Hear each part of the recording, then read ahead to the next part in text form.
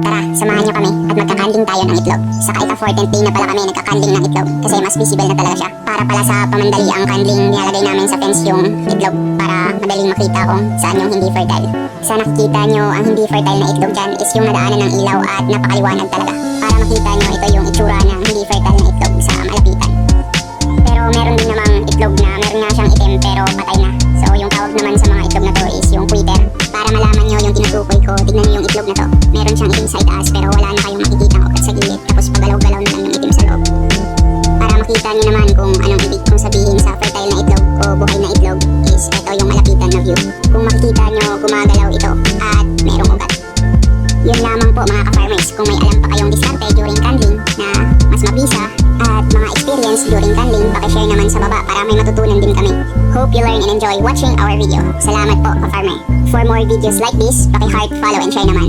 Thank you and God bless.